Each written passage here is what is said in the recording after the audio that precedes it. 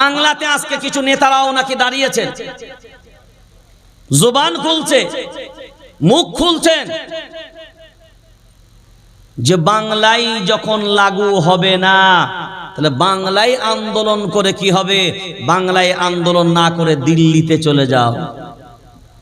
হ্যাঁ গা, ভোট দিই দিল্লিতে, কথা বলে না, কোথায় ভোট দিই? আমার আধার কার্ড কি দিল্লির, ভোটার কার্ড কি দিল্লির, আমার বাড়িঘর কি দিল্লির, আমার কবর কি দিল্লির, থাকি কোথায়? দিল্লি। কথা বলে না, জোরে বলেন। কোথায়? আমার বাংলায়, থাকি বাংলায়, কবর বাংলায়, আইডেন্টিটি বাংলায়, লেখাপড়া বাংলায়, সব এভিডেন্স বাংলায়। আর আমি আমার এত বড় আঘাত, এত বড় কালা কানুনের বিরুদ্ধে আজকে বড় লজ্জা এটা আমাদের জন্য যে আমরা বলছি আন্দোলন করার দরকার হলে দিল্লি যাও। তাহলে আমাদের কি এই বাংলার মাটিতে আন্দোলন করার অধিকার নাই? কথা বলেন না কেন? অধিকার নেই? এই আন্দোলন কি শুধু মুসলমানদের একা?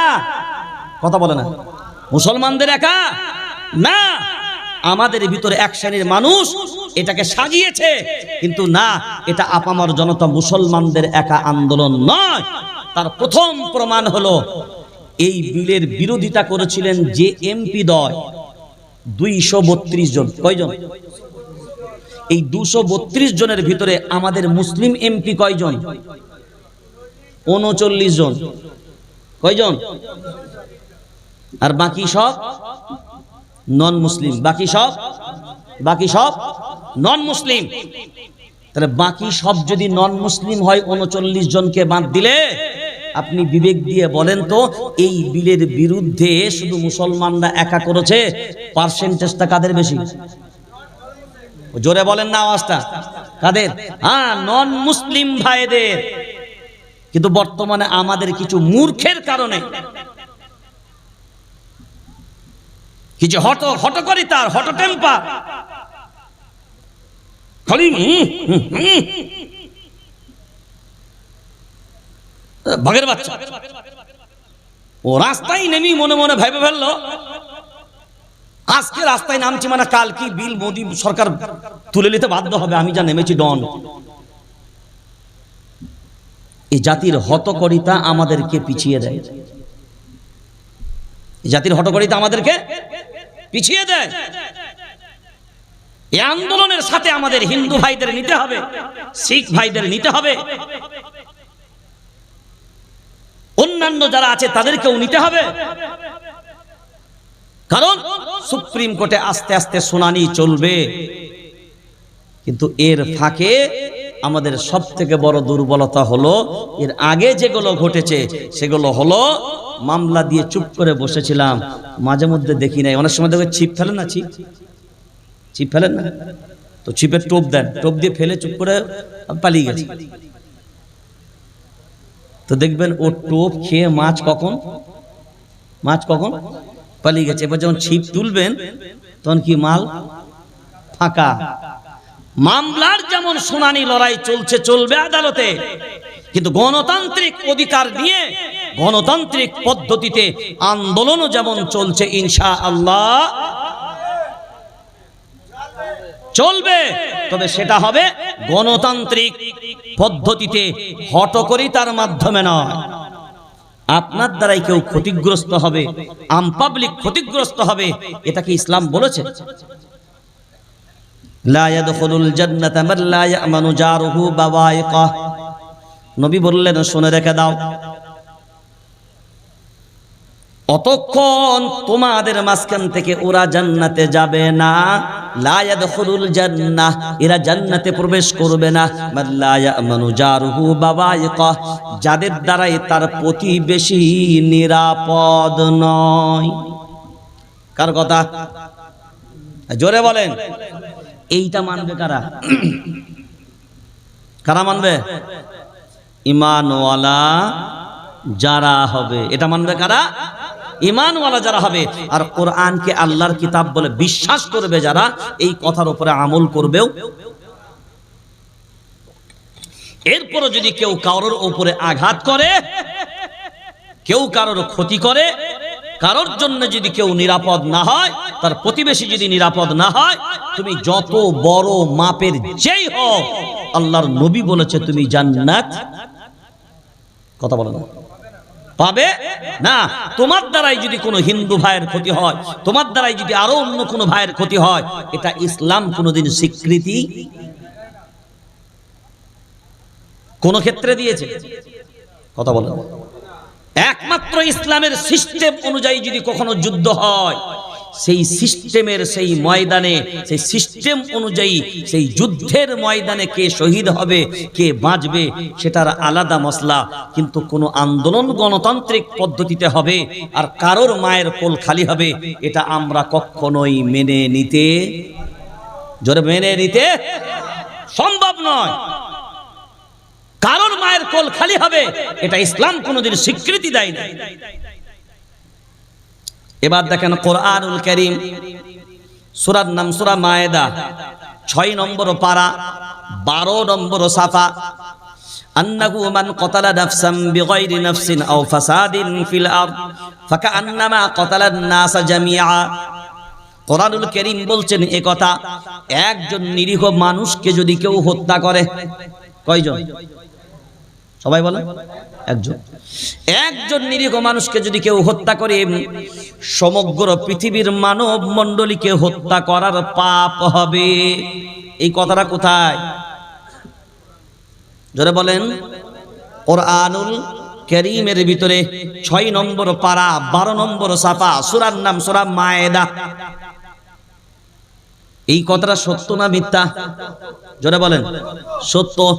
একজন নিরীহ মানুষকে হত্যা করা যাবে, কাঁটা ফুটানো যাবে, ঠ্যাং ভাঙা যাবে, চর মারা যাবে, গালি দেওয়া যাবে, ঘর থেকে বের করে দেওয়া যাবে, লাথি মারা যাবে, কটুবাক্য বলা যাবে।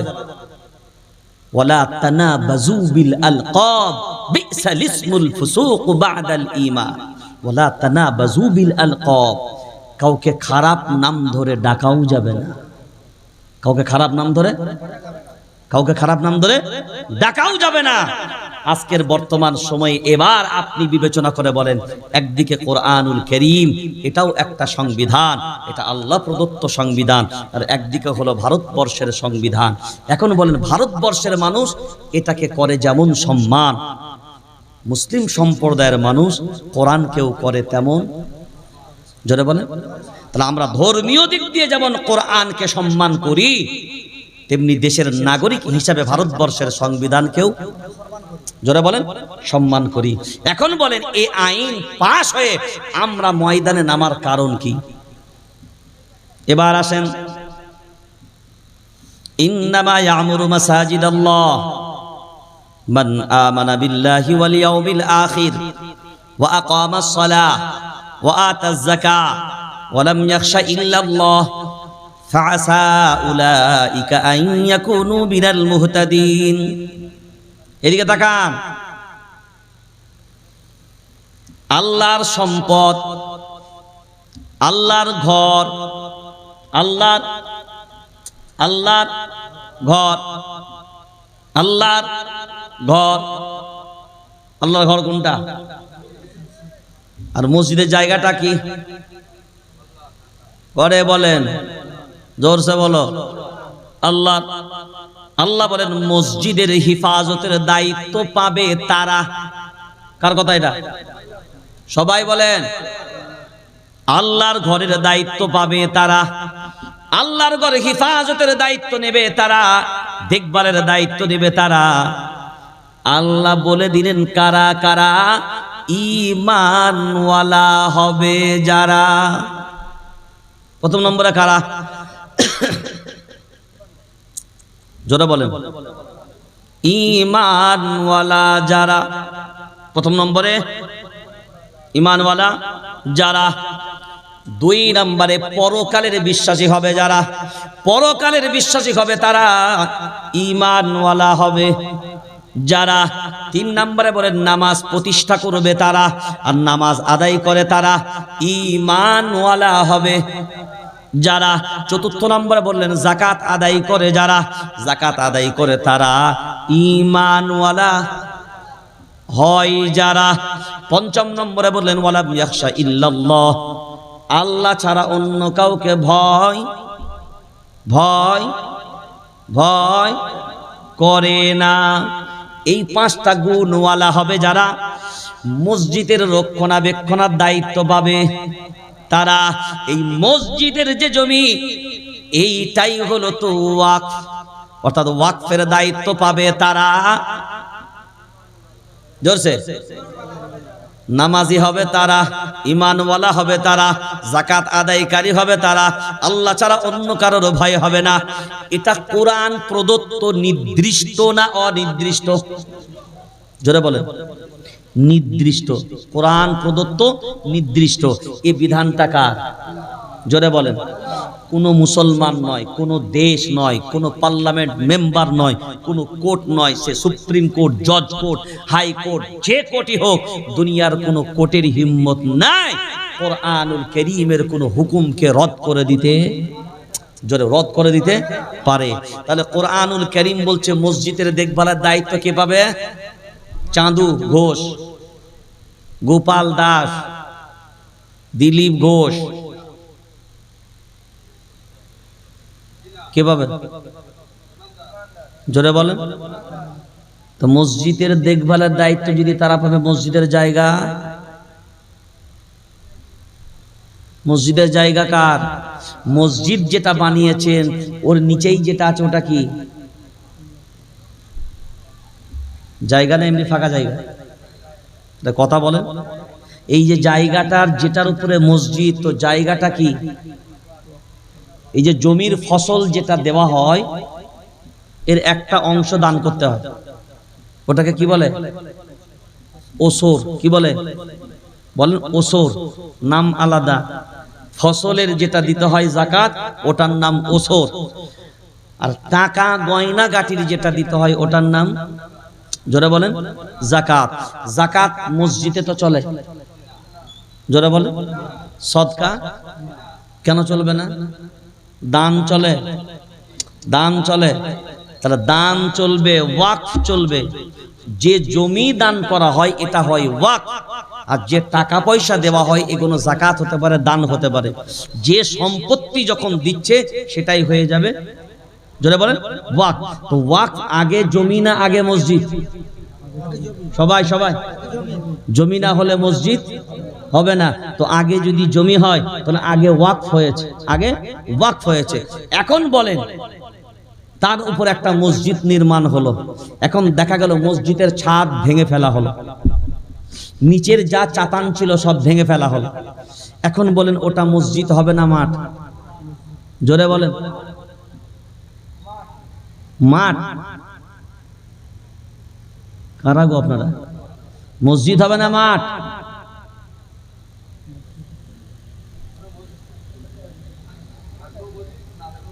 আচ্ছা, সাজদা কোথায় করেন? দেওয়ালে? মসজিদের সাজদা কোথায় করেন? নিচেই না উপরে না দেওয়ালে না সাইডে? হ্যাঁ, নিচেই। আচ্ছা, যদি নিচেরটা যদি মাটি হয়, জমিন হয়, কোনো পাথর নাই, টালি নাই, টাইলস নাই, বিট্টি ফাইভ নাই, কিচ্ছু নাই, ডিটো করা নাই, এমনি খালি জমিনটা আছে, এখন সাজদা করলেন কোথায়? সাজদা করলেন মসজিদে না বাইরে মাঠে? মসজিদে নববীর কি শ্বেত পাথর করা ছিল না মাটির ছিল? ছাউনি, ছাদটা খেজুর পাতার, ছাদটা, আরে ছাদটা খেজুর পাতা। এখন নিচের তো মাটি, ও জমিনটা ওটা মসজিদ ছিল না মাঠ ছিল? জোরে বলেন। আর যে সাইডে যে কোনো গেতে যেটাকে মসজিদ বলছেন ওটা তো মসজিদের দেওয়াল, যেটা উপরে দিয়েছেন ওটা তো মসজিদের ছাদ, যেটা খুঁটি তুলেছেন ওটা তো মসজিদের বিম। মসজিদ কোনটা? সাজদা কোথায় দেন? জোরসে বলো। তাহলে আসল মসজিদ হলো দেওয়াল নয়, আসল মসজিদ হলো যেটাতে সাজদা করো, যেটার উপরে দাঁড়াও। মানুষ দেওয়ালে দাঁড়ায় না, জমিনে দাঁড়ায়। কোথায়? জমিনে দাঁড়ায়। সাজদা কোথায়? জমিনে। রুকু যখন করো তাকাও কোথায়? জমিনে। তাহারিমা যখন বেঁধে থাকো তাকাও কোথায়? জমিনে।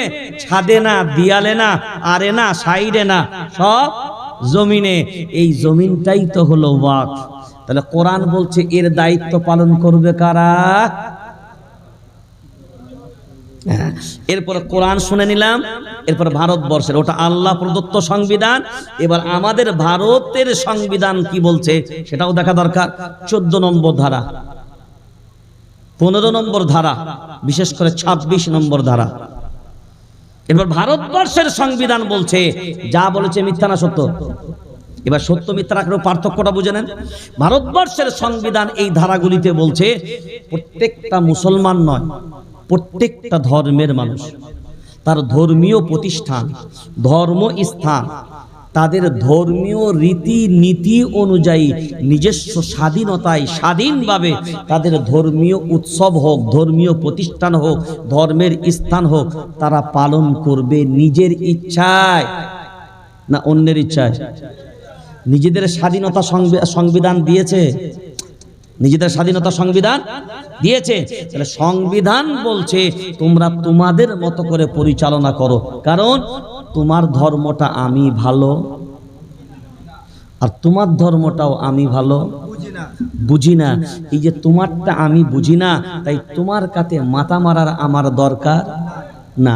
এবার আসেন, এটা দুনিয়ার লেভেলে বুঝতে গেলে একটা শর্টে বোঝেন। এদিকে সেলুন আছে, সেলুন যারা চুল কাটে ওদের কি বলেন? কি বলে? নাপিত। আর যে ঘরটাই কাটা হয় ওই ঘরটাকে বলে কি? সেলুন। ওই কি বলেন?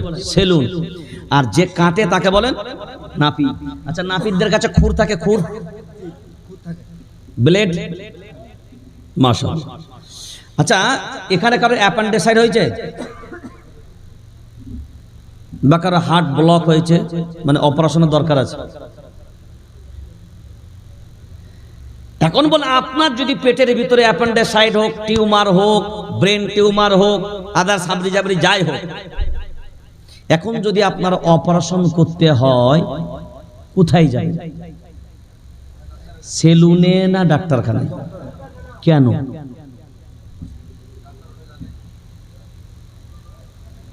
আরে কাটবে কি দিয়ে? খুর দিয়ে তো কাটবে, ব্লেড দিয়ে তো কাটবে, ছুরি দিয়ে তো কাটবে। তো সেলুনওয়ালারা যেটা করে তারা কি দিয়ে কাটে? তাদের হাতেও তো ছুরি, তাদের হাতেও খুর, তাদের হাতেও ব্লেড, এও কাটে এও কাটে, দুজনাই কাটে। আচ্ছা, কসাইখানায় যারা থাকে তারা কথা বলে না, তারা কাটে। আচ্ছা, আপনার যদি অপারেশনের দরকার হয় অ্যাপেন্ডিসাইড, সেলুনে কেউ যাবেন? কেন যাবেন না? খুর চালাই বেটা, ঠিক কথায়, কিন্তু ওর খুর চালানো, ডক্টরের খুর চালানো আসমান জমিন, আসমান জমিন পার্থক্য আছে। এবার আপনি বলেন, কসাইয়ের ছুরি চালানো আর নাপিদের ছুরি চালানো আর ডক্টরের ছুরি চালানো কখনো এক হতে? কসাই কসাইয়ের জায়গায় ছুরি চালাবে, ও তারটা ভালো বোঝে, তাই কসাইয়ের কাজটা তুমি করতে গেলেও 10 বার ভাবতে হবে। সেলুনওয়ালা যে ছুরি চালায় ওটা ওর জানার মতে ছুরি চালায়, তোমারটা ওর কাছে কোনো জ্ঞান। এখন ডক্টর বাবু তো শিক্ষিত মানুষ না অশিক্ষিত? তো ডাক্তার বাবুকে যদি এখন এসে বলা হয়, স্যার আপনি এত শিক্ষিত মানুষ, আমার মাথার চুলটা একটু সেভ করে দাও তো, নিয়ে হানি সিং ডিজাইন করে দাও, কথা শিক্ষিত মানুষ তো সম্ভব?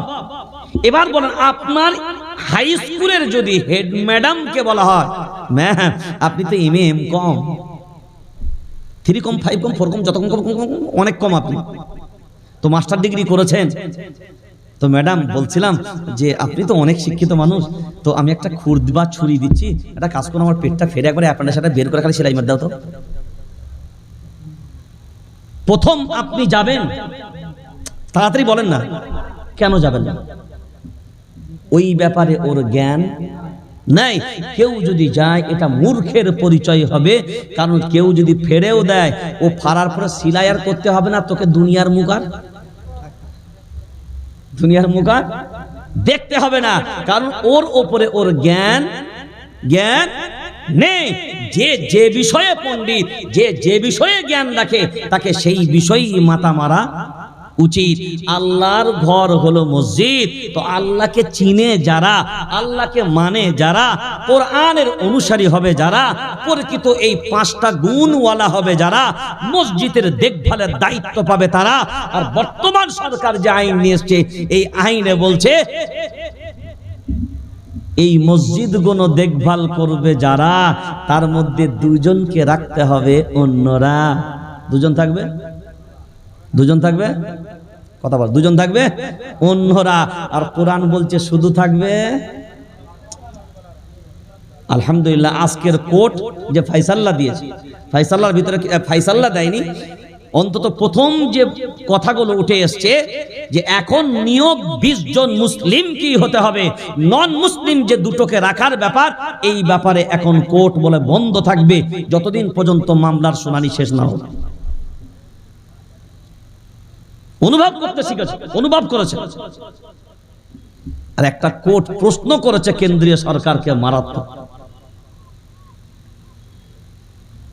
যে ওয়াকফ এই সম্পত্তিতে যেমন নন মুসলিমের এন্ট্রি হবে, অন্যান্য ধর্মীয় তাদের ট্রাস্ট বা তাদের সম্পত্তির যে কমিটি থাকে আছে, ওখানেও কি অন্য ধর্মের এন্ট্রির জায়গা কি সরকার রেখেছে?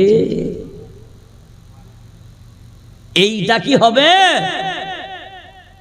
সরকার পক্ষের উকিল বলছে তার জন্য আপনার কেন্দ্রীয় সরকার কাছে আপনি প্রশ্ন করতেই পারেন, হলফনামার মাধ্যমে তাকে জবাব দিতে হবে।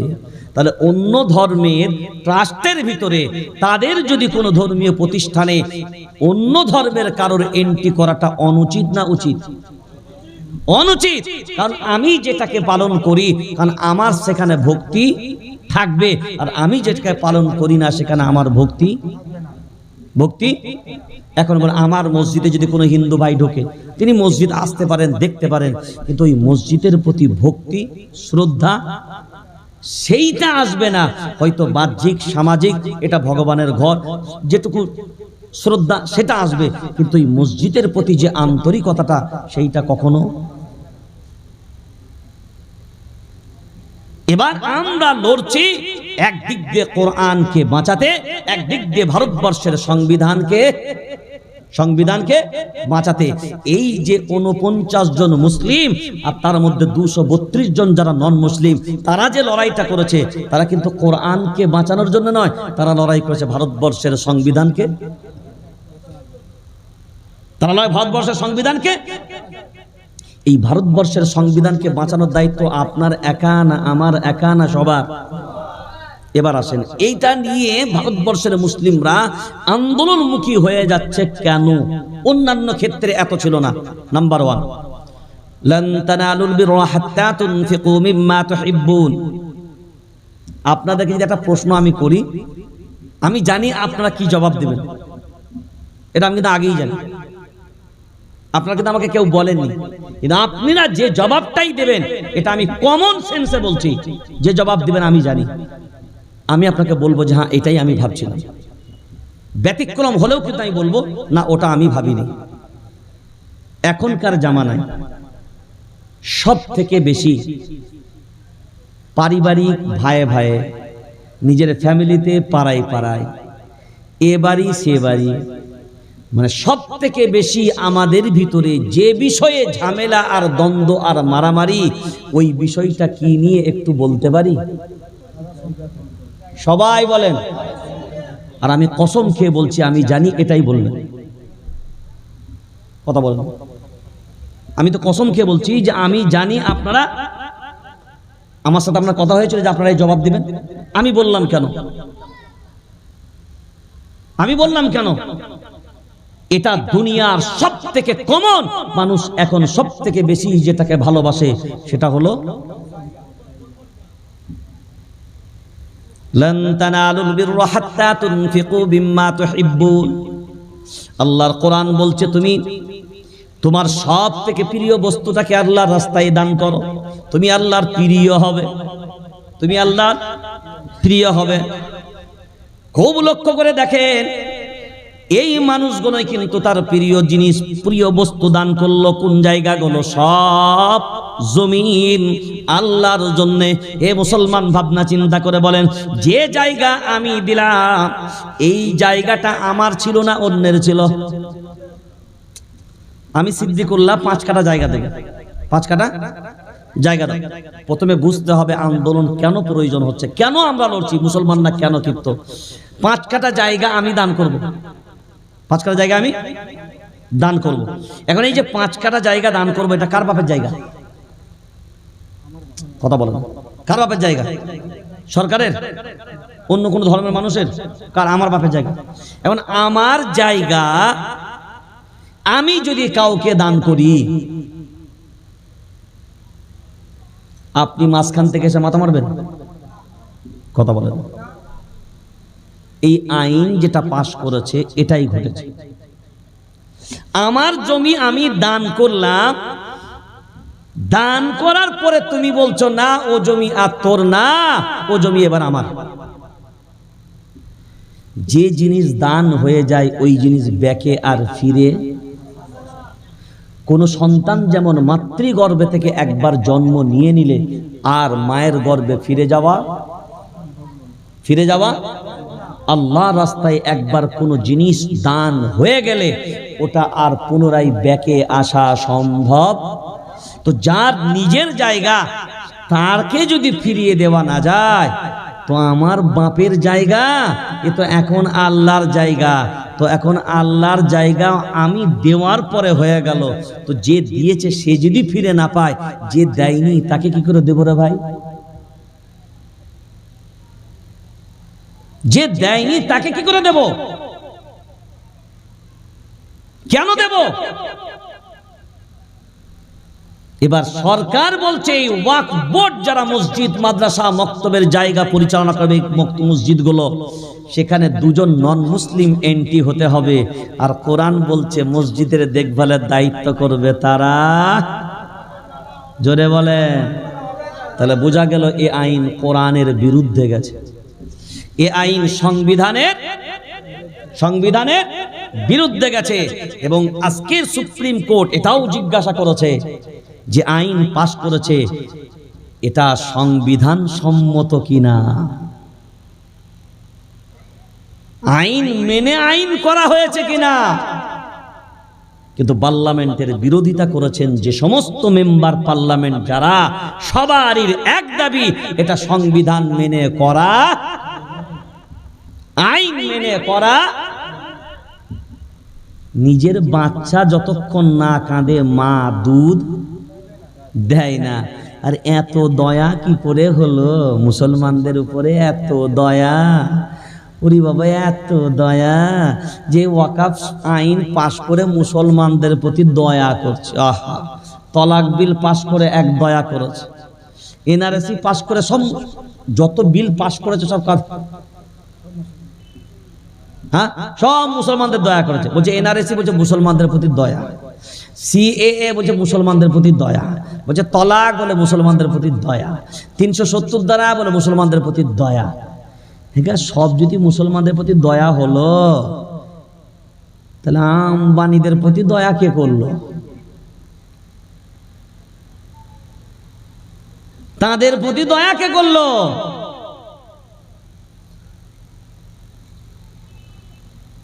আম্বানিদের আপনার ফ্ল্যাট যে মহল খাড়া করেছে, যে জায়গার উপরে, ওই জায়গাটার রেকর্ড আছে এতিমের নামে। মানে এতিমখানা জায়গার উপরে এতিম বিল্ডিং বানিয়েছে। কি বললাম? এতিমের জায়গার উপরে আম্বানি এতিম বিল্ডিং বানিয়েছে। এই এতিম সম্পদ এটা ওয়াকফ, এটা ওয়াকফ, যেটা আমরা শুনতে পাচ্ছি, মিডিয়ার মাধ্যমে দেখতে পাচ্ছি। আমরা তো সরজমিনে কাগজও দেখতে যাই নাই, আর স্পটে গিয়েও দেখি নাই। সত্যি হলেও তাদের ব্যাপার, এটা মিডিয়া ফেস করেছে। এবার আমাদের লড়াইটা এই জন্যই এই জায়গায়, এরপরে বলছে কেউ যদি দান করতে চায় 5 বছর মুসলমান হতে হবে। কয় বছর? 5 বছরের মুসলমান হবে। মুসলমান সার্টিফিকেট যখন পাওয়া যাবে তখনই সে কোনো জমি দান করতে পারবে। এখন আমাদের প্রশ্ন হলো, আমি যে মুসলমান, এই কারের সার্টিফিকেটটা কে দেবে? বলছে ডিএম দেবে। মানে আপনি নামাজ পড়ুন আর রোজা করুন, হজ করুন আর যাকাত দেন, মুসলমান কিনা এটা একমাত্র ডিএম সেকশন আপনাকে বলবে, হ্যাঁ তুমি মুসলমান, এবার তুমি দান করতে পারো। কথা বুঝতে পারেন? মানে আপনি মুসলমান এটা প্রমাণ করাবে কে? কে? এখন সে যদি নন মুসলিম হয়, নামাজ বোঝে, রোজা বোঝে, হজ বোঝে, যাকাত বোঝে, তো মুসলমান কাকে বলে তিনি চিনবেন কি করে? তার মুসলিম সার্টিফিকেটটা তাকে কে দেবে?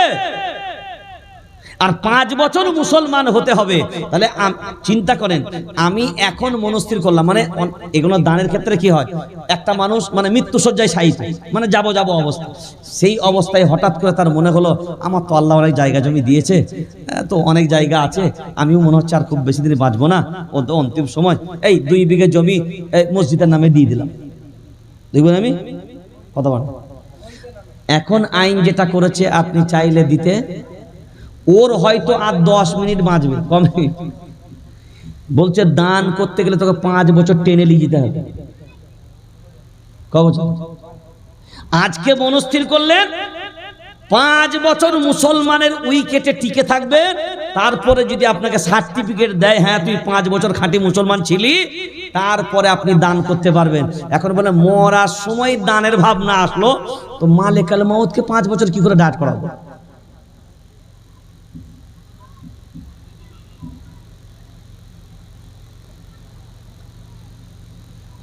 তাহলে আমি চাইলেই দান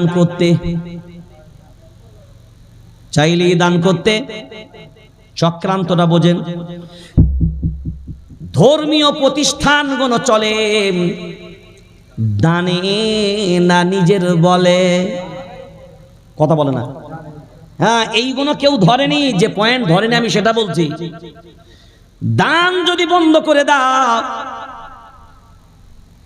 প্রতিষ্ঠানগুলো জোরে বলেন বন্ধ হয়ে যাবে। মসজিদের ইমামের মাইনে দিতে পারবে না, মসজিদের মুয়াজ্জিনের মাইনে দিতে পারবে না। ইমাম যখন থাকবে না, মুয়াজ্জিনও থাকবে না, ও মসজিদের আজান নামাজও হবে না। আর যখন মসজিদের আজান নামাজ হবে না, ওই মসজিদ রেখে কোনো লাভ হবে না। সরকার বলবে বেকার ঝামেলা রেখে লাভ নাই, বুল্ডুজারটা মাথায় ঢুকছে কি কথাগুলো?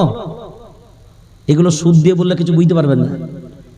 কত রকমের ষড়যন্ত্র সাজিয়েছে, তারপরে এই বিল পাস করেছে। আর একটা বিষয় আপনাদের সকলের সামনে প্রকাশ করে ভারতবর্ষের মানুষকে ইমোশনাল বানিয়েছে। বললে রেলের জমি সব থেকে বেশি, 2 নম্বরে সেনাবাহিনীর জমি বেশি, আর 3 নম্বরে মুসলমানদের ওয়াকফ সম্পত্তি বেশি।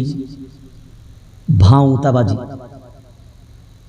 এইটাকে এক শ্রেণীর নন মুসলিম ভাইরা মনে করলো এত সম্পদ সব মুসলমানরা খাচ্ছে, মানুষের ভেতরে লোভ ঢুকেছে যে যদি এইটা আম হয়ে যায় তাহলে টুকরো তো পাবো, বুঝতে পারেন, টুকরো পাবো। কিন্তু আপনাদের জানা দরকার, তামিলনাড়ু আর আন্ধ্রা, তামিলনাড়ু আন্ধ্রা, এখানে মন্দিরের যে জায়গা আছে, এই দুটো রাজ্যের কথা বলছি, মন্দিরের যে জায়গা আছে সারা ভারতবর্ষের ওয়াকফ সম্পত্তি মিলালে এই মন্দিরগুলোর জায়গার সমান নয়। এই আইন কে পাস করবে? এই আইন কে পাস করবে? যদি নিতেই হয় দেশের উন্নতির জন্য, তো একজনের চোখ নেবে আর একজনের ছেড়ে দেবে, এটা কি দেশের কোনো গার্জেনের কাজ হবে? কথা বলেন। আপনি যদি গার্জেন হন তাহলে আপনাকে সর্বপ্রথম নিরপেক্ষ হতে হবে। আর নিরপেক্ষ হতে গেলে একজনাদের জমি কাটবে, একজনাদের সম্পদ কাটবে, আর বাকি সবার ছেড়ে রাখবে। হ্যাঁ, এরপরে ছোট ছোট যেগুলো আছে নিশ্চয়ই এই বড়টাকে সাইজ করে দিতে পারলে শিখ ভাইদের গুরুদুয়ারেরও জমি যাবে, খ্রিস্টানদের তাদেরও গির্জার জমি যাবে, বুদ্ধ ভাইদের তাদেরও ধর্মীয় যে সমস্ত জমি আছে সেগুলোও যাবে। কারণ বড়টাকে সাইজ করলে ছোটগুলো এমনি সাইজ করা যাবে। সেই চক্রান্তেই এটাকে প্রথম ধরেছে। কারণ যা করবি কর, এটাকে উপরেই চালা, আর এটার উপরে চালালেই একমাত্র আমরা রাজনৈতিক ফায়দা এই জায়গাতেই নিতে পারবো। কারণ প্রত্যেকটা আইন তো মুসলিমদের বিরুদ্ধে যাচ্ছে। আমরা দেশের আইনকে, সংবিধানকে শ্রদ্ধা করি, কিন্তু যে আইন সম্পূর্ণ ধর্মের, আমাদের সব সংবিধানের বিরুদ্ধে এবং ধর্মীয় আমাদের রীতি নীতির বিরুদ্ধে যাবে, গণতান্ত্রিক পদ্ধতিতে, যে পদ্ধতিতে সংবিধান অধিকার দিয়েছে সেই পদ্ধতিতেই আন্দোলনের প্রয়োজন। তাহলে এই ওয়াকফ সম্পত্তি কোরআন থেকে প্রমাণিত। এবার বলেন সব থেকে মারামারি কিসে? জায়গায়। তাহলে এটা হলো সব থেকে প্রিয়। সেই জায়গাগুলোই দান করেছে যারা, আজকে ওইগুলোকে কেড়ে মেরে খাবার ধান্দা করছে কয়েক শ্রেণীর মানুষেরা। বুঝতে পেরেছেন না পারেন নাই? এই ওয়াকফ আজকের না, ওয়াকফ তো সাহাবায়ে কেরামদের জামানা থেকে, ওয়াকফ তো আল্লাহর নবীর জামানা থেকে হয়ে আসছে। সেজন্য ওয়াকফের ব্যাপারে নতুন কিছু নয়। একমাত্র আমাদের উপায় হলো গণতান্ত্রিক পদ্ধতিতে আন্দোলন করা। আর সেই আন্দোলন করতে নেমে আজকের বর্তমান সময়ে আমি যেটা অনুভব করছি, যে সব থেকে যদি শত্রু হয় আমার জাতি, আমার গাদ্দার সব থেকে বেশি। কি বললাম? কে? আমার কাছে যদি ফোনে আপনাকে দেখায় আপনি অবাক হয়ে যাবেন।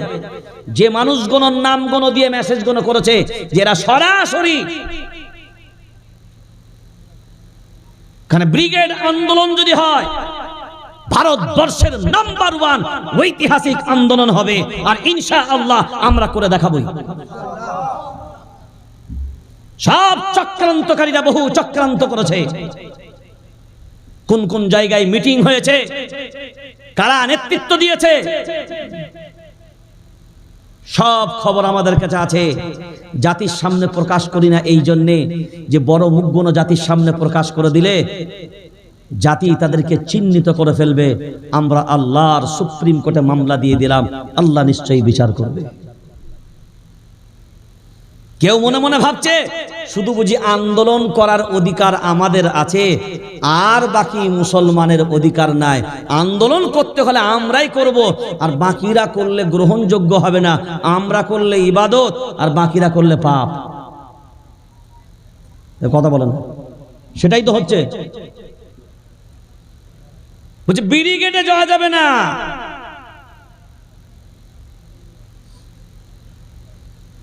কারণ বলছে তো মুসলিম পার্সোনাল ল বোর্ডের ডাক, আমাদের তো ডাক না।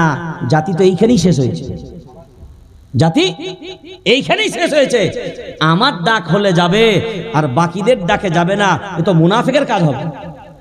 কথা বলেন, কারা এগুলো? ন্যায় পক্ষে থাকার কথা আল্লাহর কোরআন বলেছে না? বলেন, এতক্ষণ শোনালাম সত্যের পক্ষে থাকার কথা। এখন বলেন এই আন্দোলন সত্যের পক্ষে না মিথ্যার পক্ষে? তো এর বিরোধিতা করে যারা, তারা কারা? ঈমানওয়ালা, তারা ঈমানের দাবি করে তারা।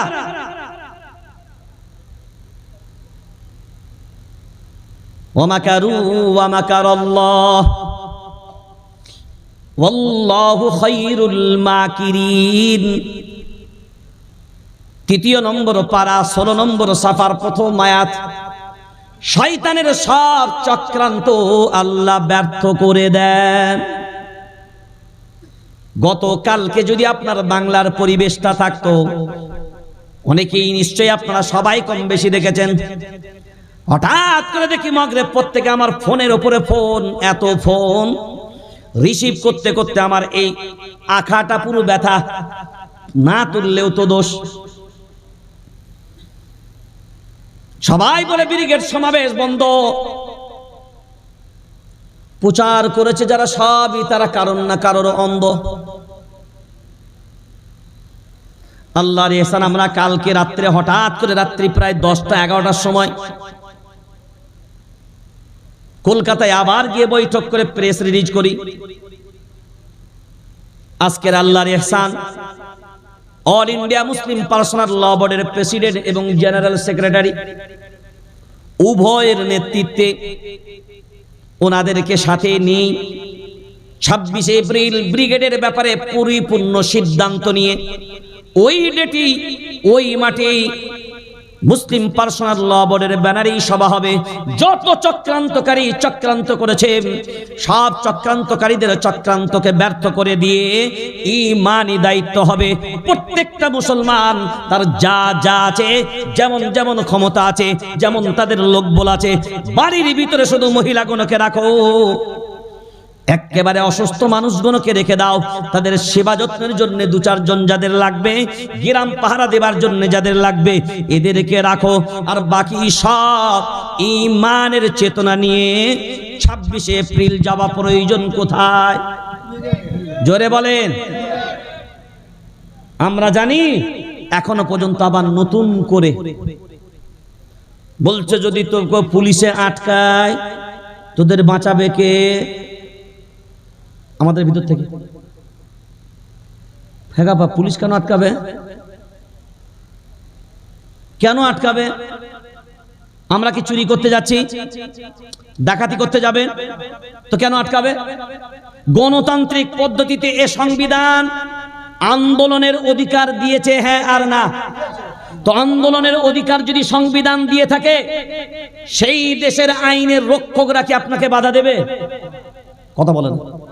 নিঃসন্দেহে আমরা আশাবাদী বাংলার প্রশাসন এই আন্দোলনের পক্ষে আছে, বাংলার শাসক এই আন্দোলনের পক্ষে আছে। তো তারপরেও আমাদের মাঝখানে ভয় ঢুকাবে যারা, বুঝে নিতে হবে নাম্বার 1 মুনাফিক তারা। কারা? কারা? মুনাফিক। আর মুনাফিক গুলোকে চিহ্নিত হওয়া দরকার। আল্লাহর কোরআন সূরা তাওবার ভিতরে 10 নম্বর পারা 19 নম্বর সাফা, ওয়ালা তুসাল্লি আলা আহাদিন মিনহুম মাতা আবাদান ওয়ালা তাকুম আলা কবরি। মুনাফিকের জানাজায় আল্লাহর নবী আপনি যাবেন না, মুনাফিকের কবরে আপনি আল্লাহর নবী দাঁড়াবেন না। আল্লাহর নবীকে মুনাফিকের কবরে দাঁড়াতে বারণ করেছে, মুনাফিকের জানাজায় যেতে বারণ করেছে। তো মুনাফিকের সাথে মিশা কি হবে?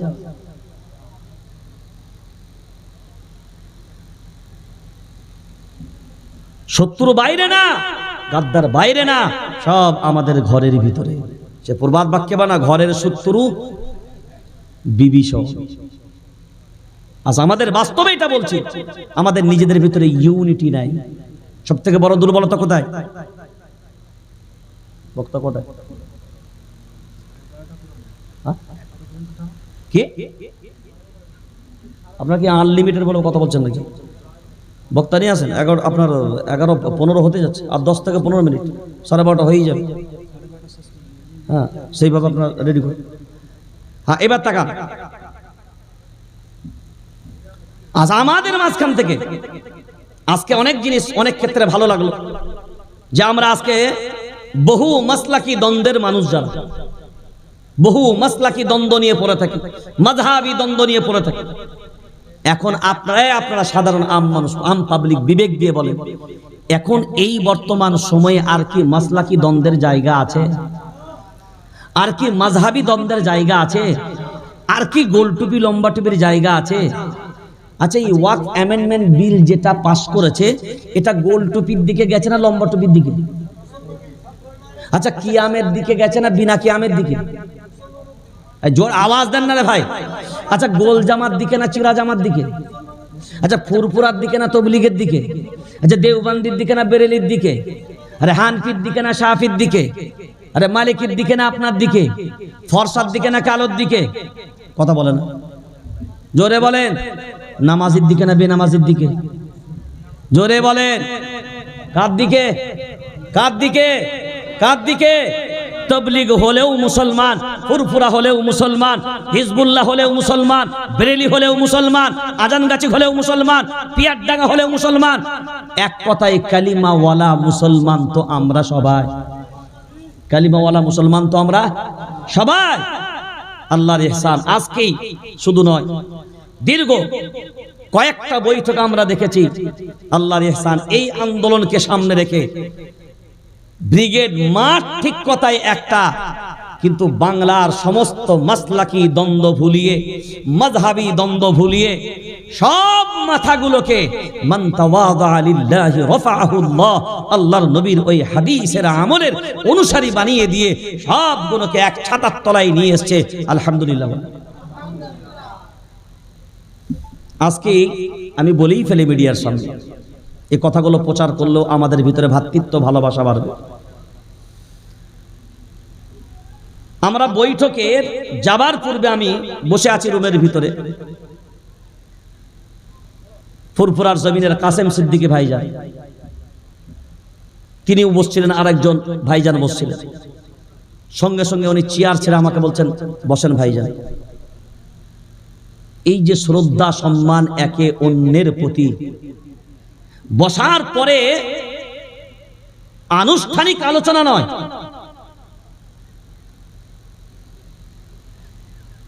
কিন্তু আমাদের মাঝখানে যে ডিসকাসগুলো আমরা করছিলাম, উনিও বললেন, আমরাও বলছিলাম, আরো উলামায়ে কেরাম যারা ছিল, আর আমাদের নিজেদের ভিতরে মাসলাকি দ্বন্দ্ব করলে চলবে না।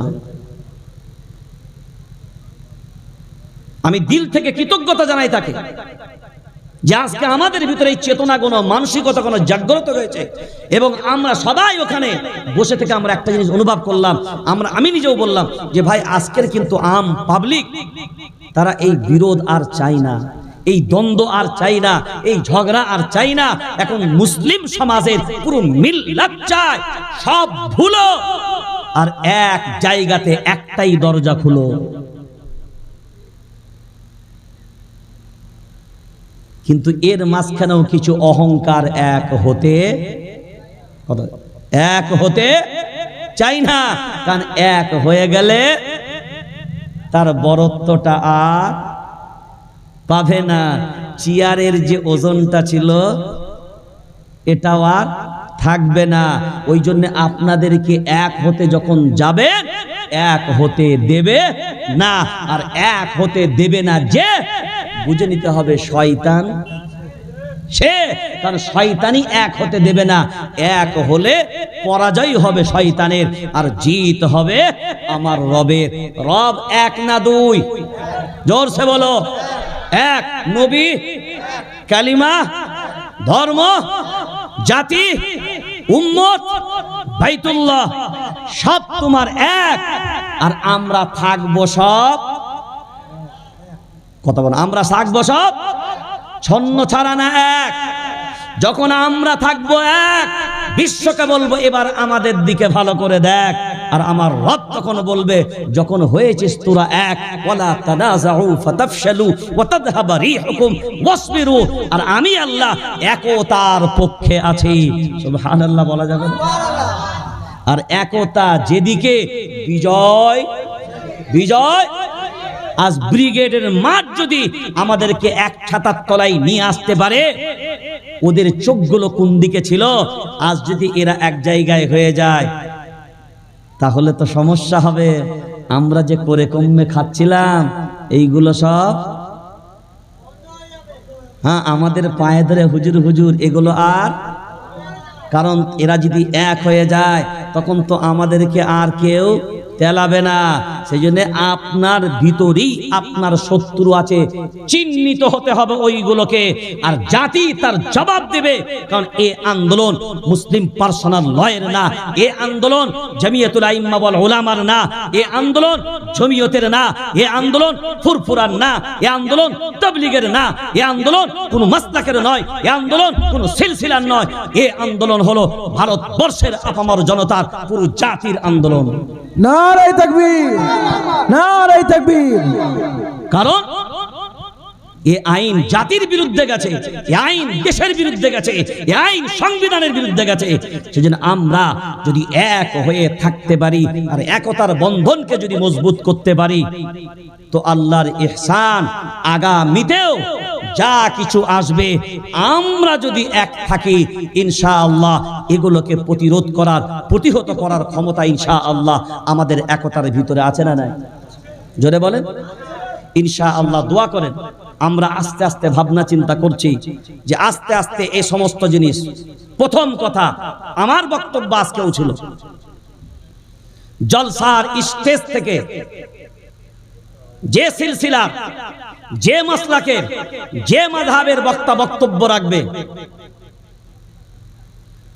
কাউকে টনটিটকিরি বেড়ে কারোর বিরুদ্ধাচরণ করে আপনি আপনার যে মাসলাকের উপরে থাকেন আপনি চলুন, কোরআন সুন্নাহর উপরে বয়ান হবে।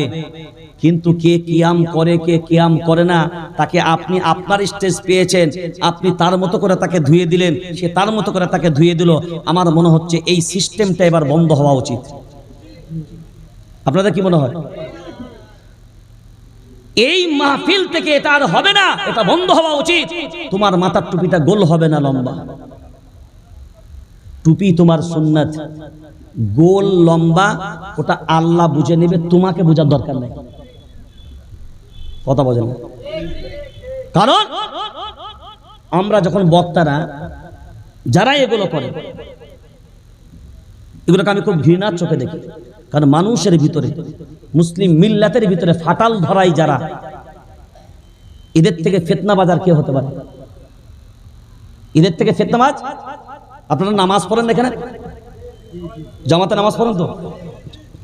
জামাতে যখন দাঁড়ান মাঝখানে এক বিঘা করে ফাঁক রাখতে বলেছে না? কথা বলে না এরা কেন? তুমি গরিব হও আর দুঃখী হও, ধনী হও আর বড়লোক হও, রাজা হও আর ফকির হও, জামাতে যখন দাঁড়াবে কাতারে এমন দেবে মাঝখানে যেন কোনো গ্যাপ না দেখা যাবে। কিসের জন্যে? কিসের জন্যে? ওর গা আপনার গায়ে টাচ হবে, আপনার গা ওর গায়ে টাচ হবে, আপনার হাত ওর হাতে লাগবে, আপনার কাপড় ওর কাপড়ে লাগবে। কারণ একে অন্যের সাথে যখন টাচিং হবে তখন একটা সেটিং হবে, যখন সেটিং হবে তখনই ভালো করে ফিটিং হবে, আর যখন ফিটিং হবে ওই প্রোডাক্টটা কিন্তু ভালো।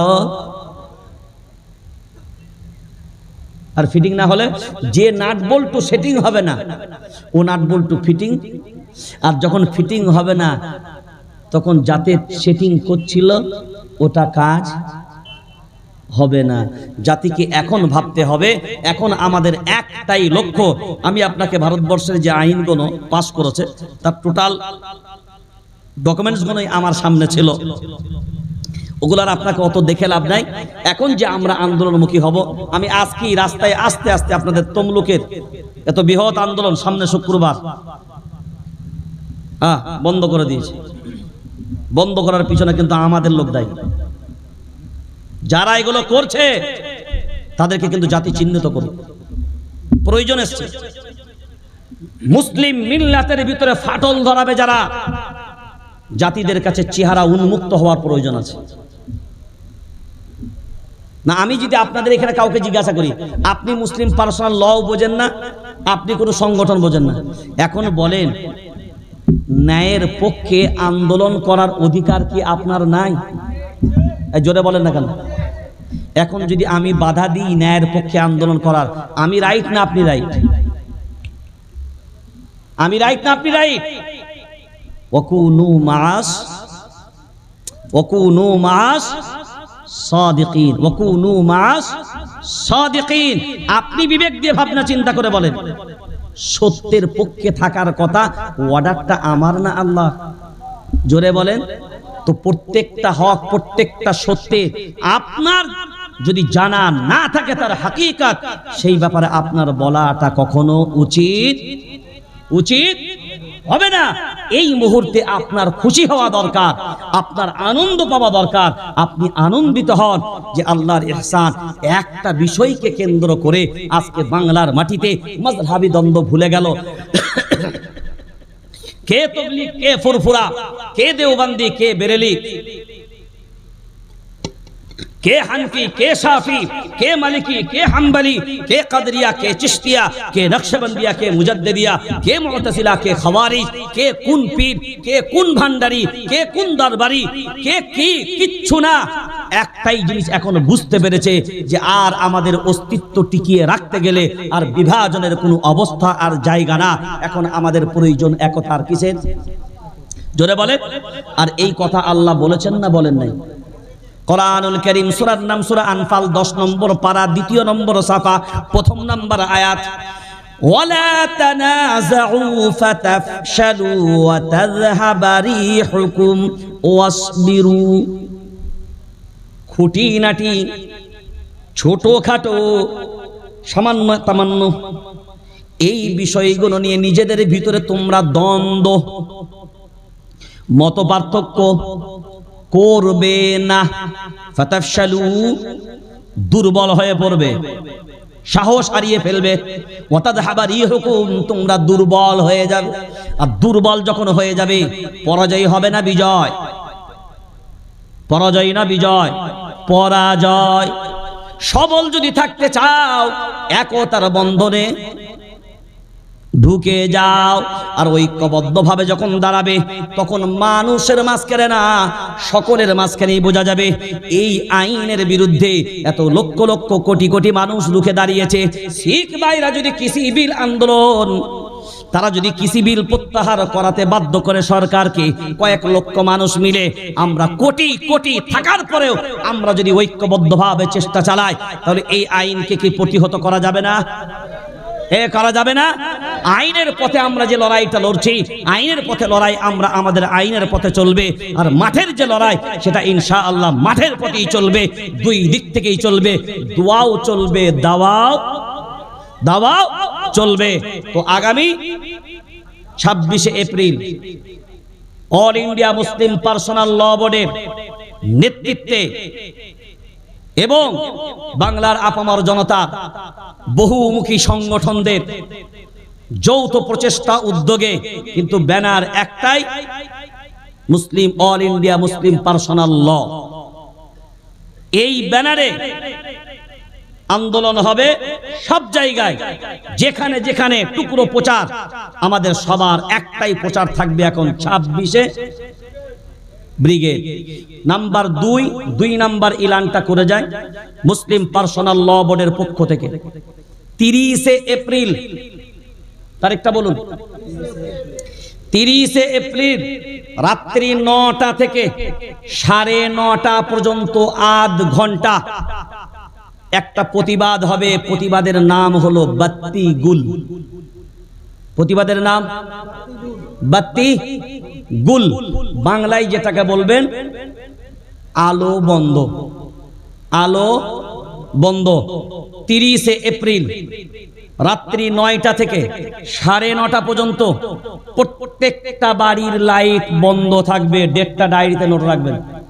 এটা আমরা ব্রিগেডের সমাবেশ থেকে ইনশাআল্লাহ সেদিনকেও ডিক্লেয়ার দেবো, কিন্তু অনেকে হয়তো নাও যেতে পারে। তো এই জন্য আমরা আগাম জানিয়ে দিলাম। এই প্রোগ্রাম এখনো পর্যন্ত আপনাদেরকে শুনিয়ে রাখলাম। বাকি যে প্রোগ্রামগুলো আছে ইনশাআল্লাহ ব্রিগেডের ময়দান থেকে আমরা ঘোষণা দেব, কারণ কর্মসূচি আমাদের রেডি হয়ে গেছে। আর সেই ফর্মুলা অনুযায়ী বাকি আন্দোলনগুলো চলবে ইনশাআল্লাহ। বাংলার মাটিতে নয়, ভারতবর্ষের মাটিতে এটা রোকার চেষ্টা করবে যারা, ইনশাআল্লাহ সব চক্রান্তকে উপেক্ষা করে আমাদের ঐক্য, আমাদের একতা, আর আমরা আল্লাহর প্রতি, রবের প্রতি ভরসা করে আল্লাহর দিকে তাওয়াজ্জু রেখে আমরা ঐক্যবদ্ধভাবে যদি আগাই ইনশাআল্লাহ সব চক্রান্তের বেড়াজাল উপেক্ষা করে ইনশাআল্লাহ আমাদের লক্ষ্যে আমরা অবশ্যই পৌঁছাতে পারবো ইনশাআল্লাহ। সেই জন্য কোন রকমের কোন জায়গা নেই যাদের ভিতরে দাররা পরিমাণ। আজকে এখনো পর্যন্ত আমি যখন এখানে স্টেজে বসেছি তখনো পর্যন্ত মেসেজ, হুজুর 26 তারিখের প্রোগ্রাম হচ্ছে। তো এটা একটা চক্রান্ত করে ভাঙার চেষ্টা করেছিল, এরপরে হয়তো নতুন চক্রান্ত আবার তৈরি হন। এই প্রোগ্রামের ব্যাপারে ডিস্টার্ব করার জন্য নতুন চক্রান্ত আবার তৈরি হবে। কারণ যারা বদমাইশ তাদের বদমাইশের প্ল্যানও বদমাইশের হবে। একটা ফেল হবে তো আর একটা রেডি হবে। আমরা কোনো প্ররোচনায় পা দেব না। আর প্রত্যেককেই বলবো যারা যাবেন, রাস্তায় কোনো স্লোগান হবে না, রাস্তায় কোনো, এটা আমাদের কঠোর নিষেধ। যারা ছোট ছোট সভাগুলো করবেন 26 তারিখকে লক্ষ্য রেখে পথ অবরোধ হবে না। হ্যাঁ, এগুলো মিডিয়া যারা আছেন, পথ অবরোধ হবে না, বাইক র্যালি হবে না, রাস্তা বন্ধ করে মিছিল হবে না, সাধারণ আম পাবলিককে কষ্ট দিয়ে আন্দোলন হবে না, আপামর জনতা সাধারণ নাগরিককে পাশে সাথে নিয়ে আন্দোলন করতে হবে। এটাই মুসলিম পার্সোনাল ল বোর্ডের সিদ্ধান্ত। আপনাদের মত কি? কারণ এটাই হওয়া উচিত। আর দ্বিতীয় নম্বর, হিংসাত্মক কোনো আন্দোলন, কোন ধর্মের বিরুদ্ধে কুরুচিকর কোনো মন্তব্য। কিন্তু আমি অবাক হই, বাংলার প্রতিনিহত বাংলার কয়েকজন আছে মুসলিমদের বিরুদ্ধে যেভাবে প্রতিনিহত যে বক্তব্যগুলো দেয়, পুলিশ যে কেন এদের অ্যারেস্ট করে না, এটা আমার বোধগম্য এখন আসে না। সরকার যে কেন অ্যাকশন নেয় না, এটা এখনো পর্যন্ত বোধগম্যে আসে না। সেই জন্যে সত্যের জয় হবে নিশ্চয়, এটা কেউ ঠেকাতে পারবে না। মিথ্যার পরাজয় হবে এটাও নিশ্চয়। আস্তে আস্তে মুর্শিদাবাদের যে চক্রান্তের বেড়াজাল যেটা দিয়েছিল আর যে কুরুচিকর জায়গাগুলো তৈরি করেছিল, আস্তে আস্তে কিন্তু মিডিয়ার ভাইরাই সব খোলাসা করছে।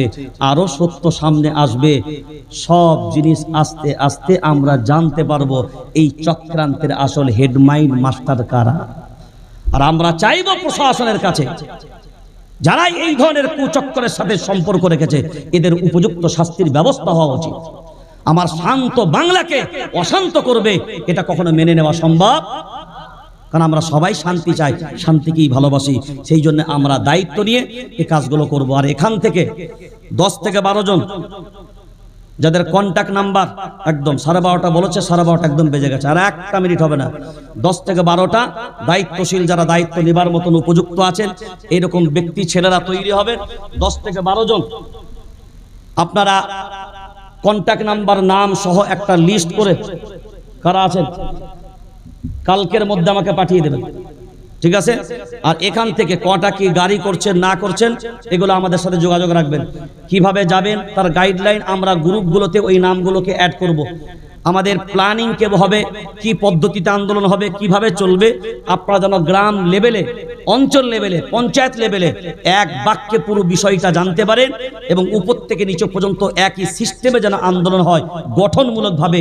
এই জন্য আপনারা দায়িত্বশীল সক্রিয় 10 থেকে 12টা যারা কাজের মানুষ, সেই রকম যারা দায়িত্বশীল মানুষ, যারা বোঝেন টোঝেন, এইরকম মানুষদের নাম একটা লিস্ট করে কন্ট্যাক্ট নাম্বার যাদের হোয়াটসঅ্যাপ আছে এগুলো আমাদেরকে দেবেন, আমরা গ্রুপে অ্যাড করে দেবো, যাতে করে আন্দোলনটা সফল হোক। কারণ এই আন্দোলন দীর্ঘ আন্দোলনের পরিস্থিতি নিয়ে মাঠে নামছি। কারণ একদিন সভা করে শেষ করে দিলে হবে না, যতদিন আইন বাতিল না হচ্ছে ততদিন পর্যন্ত ছাড়লে। সেজন্য আল্লাহ আমাদেরকে হেফাজত করুক, আল্লাহ আমাদেরকে তৌফিক দান করুক। আমরা দোয়া করব সুপ্রিম কোর্টের যারা জাজমেন্ট, যারা এই মামলা দেখছেন, আমরা দোয়া করব আল্লাহ ওনাদের ব্রেনে যেন আল্লাহ সুবুদ্ধি দান করেন এবং আল্লাহ যেন ওদের মাধ্যমে একটা সুফাইসাল্লাহ, একটা সত্য ফাইসাল্লাহ, একটা সঠিক ফাইসাল্লাহ যেন জাতির সামনে আসে। এই দোয়া আমরা করব ইনশাআল্লাহ। এটা মনে থাকবে সবার। সব জিনিসগুলোই প্রয়োজন, তারপরে এবার আশা রাখবো আল্লাহর উপরে। তারপরেও যদি না হয় আর কিছু করার নাই। আন্দোলন আন্দোলন, আইন আইন, আর আল্লাহর কাছে যেটা এটাও, সব একসাথে রেখে ইনশাআল্লাহ আগাবো। নিশ্চয়ই আমরা আশাবাদী।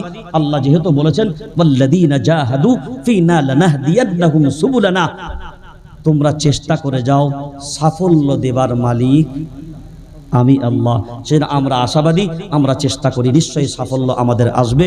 ওমা তৌফিকি ইল্লা বিল্লাহ। আসসালামু আলাইকুম ওয়া রাহমাতুল্লাহি ওয়া বারাকাতুহু। দোয়া লাস্টে করতে আগে কোরআনটাকে শুনি। ওয়ালাইকুম আসসালাম। কোরআনটাকে নিচে রাখবেন। একজন কেউ ওযু আছে, একজন জান আছে না, রুমাল নিয়ে নেন।